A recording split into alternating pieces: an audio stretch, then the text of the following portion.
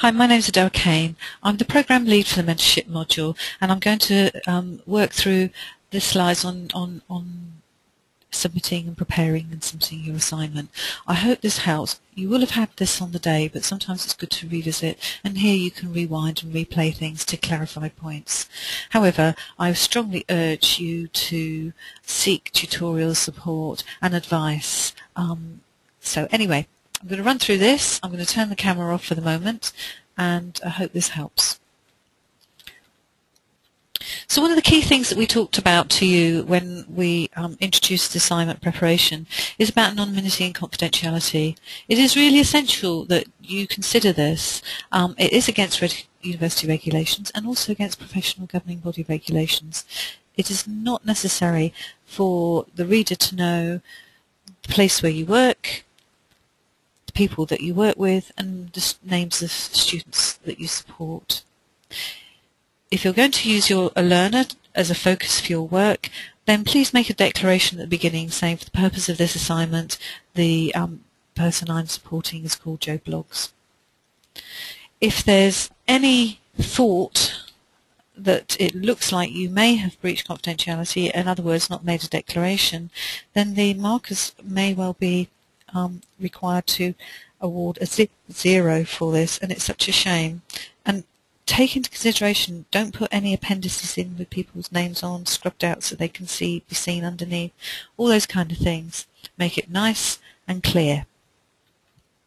Okay, for level 6, so degree level, you're doing 2,000 words, and for level 7, masters, you're doing 4,000 words. There is a separate presentation on masters. Please do have a look at that. So, critical reflection and evaluation of your performance as a mentor in supporting workplace learning. So you are going to explore and reflect on the way in which you mentor or the way in which you team mentor to come to some reflective conclusions about what is best practice, linking it all to the literature. It will centre on the module learning outcomes if you utilise your professional standards. If it's Nursing and Midwifery Council, so if you are a nurse or a midwife, it's the Standard Support Learning, Assessing and Practice. If you're an allied health profession, it's the ACPC Education, Standards for Education. Please be sure and please make sure you make very clear links. If you don't do this, you're not going to succeed, and people have fallen into this pitfall before. So that's really important. Also needs to reflect contemporary literature, and we will have spoken to you about referencing and underpinning, and we're also going to talk to you here today about that. So the word count is set. It is really important that you try and keep to the word count, be as close as you possibly can, give or take a few words, 10 words, maybe 20 at the most. We will be assessing you on your ability to be coherent and concise. If your work is significantly under the word limit, then it's in danger of being judged to be incomplete or not in depth enough. If your work is significantly over, we are directed as markers not to read over, so then your work would be incomplete. So if you're having problems and struggling, contact your tutor. They will give you some advice and guidance on how you can perhaps reword things, restructure things, or what can be left in and what needs to come out. So I can't emphasize this enough, really. We require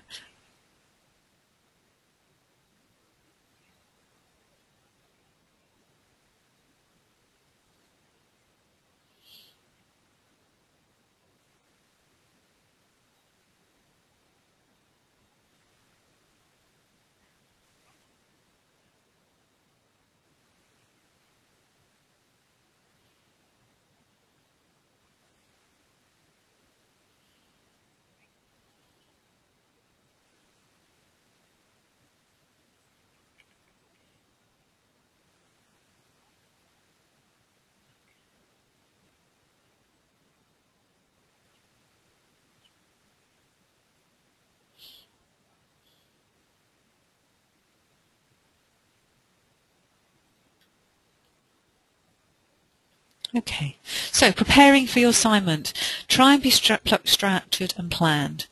Be ruthless, don't read anything. It is so easy when you do a search to start to pick up on something that, oh, that looks really interesting. Oh, that might be useful for me. And it's completely gone off what you're supposed to be doing. It is so easy to do. Even I do that. So scan for keywords. And please look at the way articles are being written, because this gives you a guide to how to present your work academically.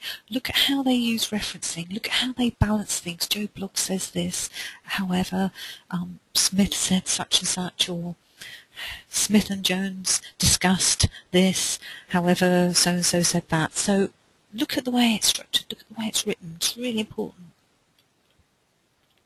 Okay, I mentioned referencing earlier. So referencing is one of those things. Your assess guidelines will tell you how to reference anything from television programs to internet websites to podcasts you may listen to.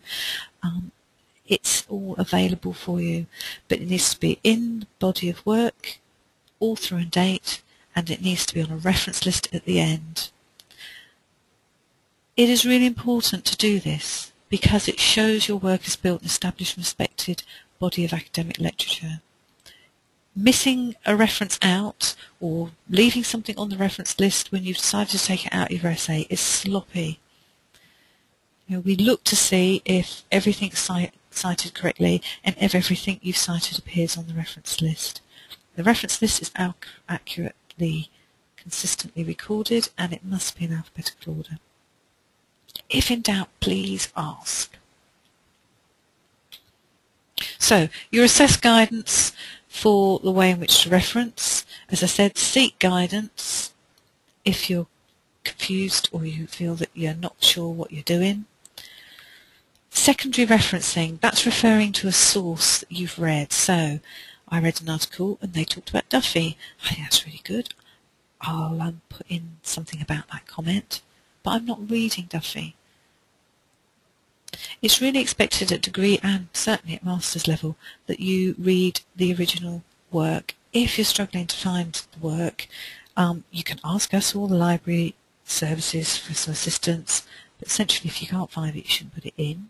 However, there are some occasions where something has been referenced and it's no longer available, so carefully consider secondary references. Quotations, again, you've got to demonstrate that you've interpreted something in your own words.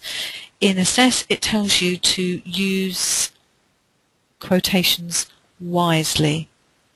I'm suggesting that quotations don't tell us how you process the information and interpret it. It tells us that you can use something as an illustration, like drawing a little diagram at the side of the page. So we really don't want to see quotations in your work. Plagiarism. It's copying without acknowledging. In other words, you might write something that you've read, however you haven't acknowledged the author by citing them. The other way about plagiarism is copying somebody else's work, and it's academic dishonesty, but it's also professional dishonesty. And if it's suspected and proven, then you get a 0 for your work. It is investigated formally. It calls in your professional integrity for your employer and professional regulatory body.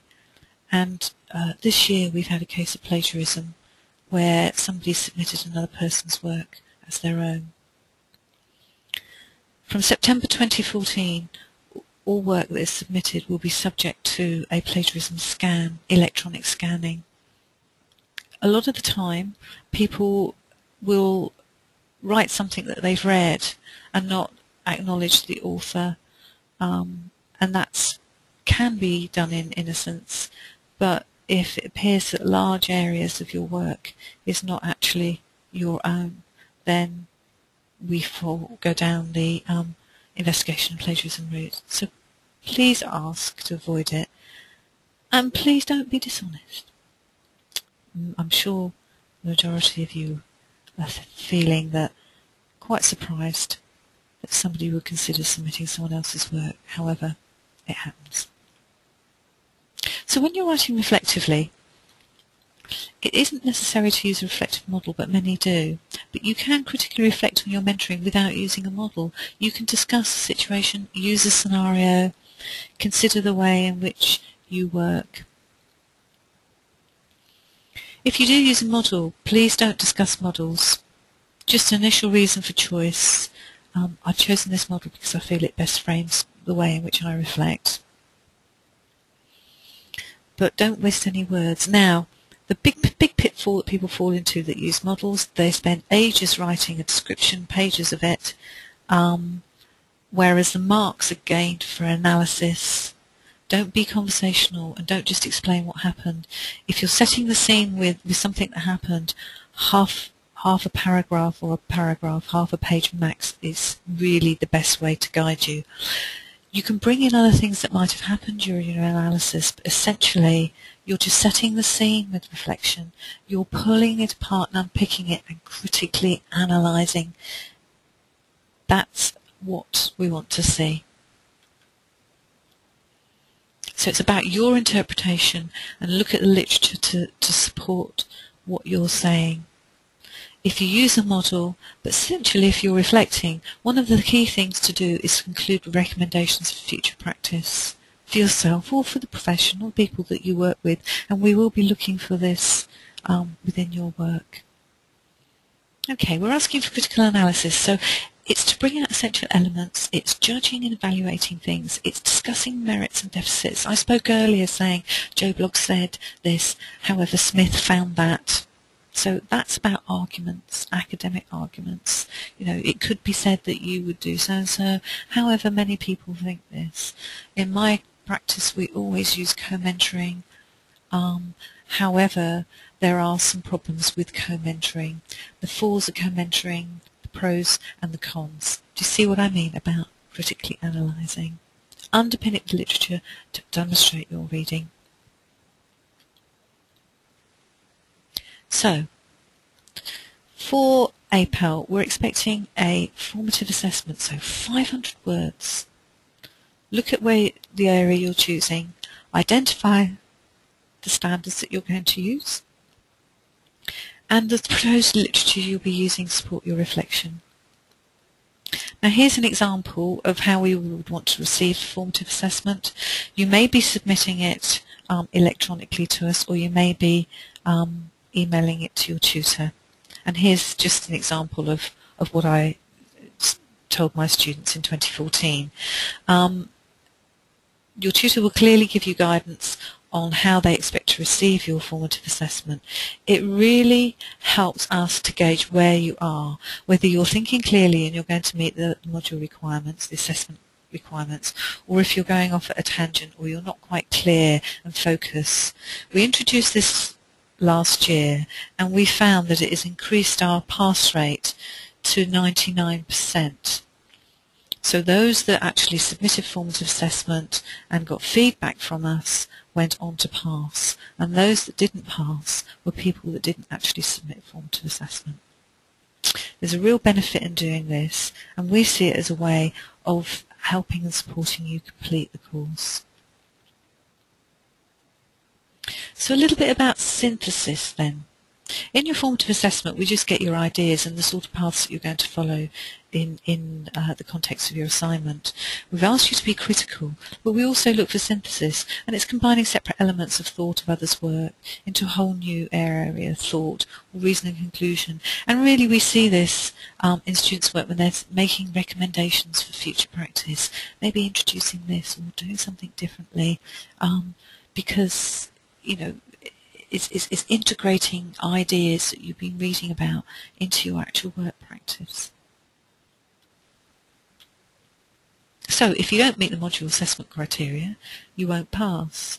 We need to know that you've done a mentor update. We need that critical reflection. We need to see it linking to education and mentoring standards, and we need to see contemporary literature. There are more guidelines in your handbook on how your work will be graded. The way in which we make decisions about passing your work, and we will use the terminology within those grading guidelines to give you feedback. Okay. So, currently we're using Scholar for assignment submission, and we're doing this as a trial. But I can say that from September 2014, all work's going to be submitted electronically, and we will be giving you instructions on how to do that. Your tutors are going to inform you the date you should hand in and the time in which you should submit, and they'll discuss those intricacies with you. At the moment we're also receiving work non-electronically. As I said, we're using a trial of electronic hand-in, and again, if that's the case, these are the instructions you're going to receive. You'll get your results 6 weeks from the hand-in date. If you submitted electronically, then your results will be available on the site where you submitted them. If you submitted non-electronically and actually physically handed your work in, then your results will be available at the point of hand-in date. Your tutors will have told you the date to expect your results, sorry. And depending on when your hand-in date was, and your results, depends which exam board your provisional marks will go to. So you may well have go to the exam board in June or the exam board in December. Following the exam board, within 1 month you'll get a written confirmation of you receiving a pass, or if you were referred, you'll receive information on how to submit your work again. One of the things your tutors will have talked to you about is extenuating circumstances. Please, please, please discuss with your module teacher if you're having problems and you're unable to submit your work due to personal problems at work or at home or sickness. You can submit extenuating circumstances. We have a form which is on our website. We will need corroborative evidence from you, i.e. a copy of your sick note or a letter from your manager saying that due to work pressures or situations that have happened at home, you are unable to complete the work by the deadline. We will have discussed with you whether you want to go for a late submission, whether you want an extra 10 days in which to submit, or whether it might be better for you to wait until after the exam board to give you several months breathing space in order to resubmit. Students who take that time out and then come back to submission often do really well, but please, again, you're entitled to tutorial support, and please contact your tutor about this. We've said don't go away confused and ask questions, and seek tutorial support and feel equipped to achieve our module. So I'm hoping this little extra thing that you can listen to and replay will also help you.